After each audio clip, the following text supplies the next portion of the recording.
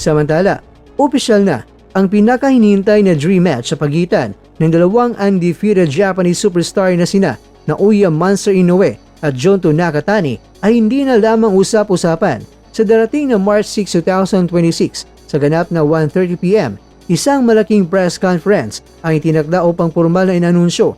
Ang sagupaan na gaganapin sa makasaysayang Tokyo Dome ngayong May 2. Narito ang paglalakbay patungo sa Tokyo Dome. March 2024, unang hinamon ni Inoue si Nakatani sa isang award ceremony. December 2025, parehong nagwagi ang dalawa sa Saudi Arabia. Tinalo ni Inoue itong si Alan Picasso, habang tinalo naman ni Nakatani si Sebastian Hernandez. February 2026, kinumpirma ni Inoue ang kanyang kahandaan. Kinumpirma na ni Inoue ang kanyang kahandaan na harapin si Nakatani sa harap ng media.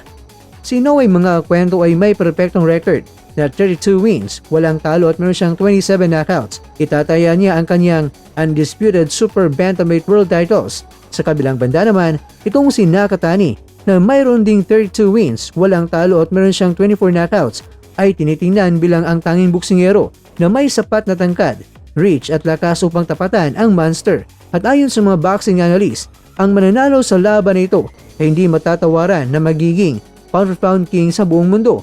Sa Instagram post ni Inoue, bumuhos ang emosyon ng mga fans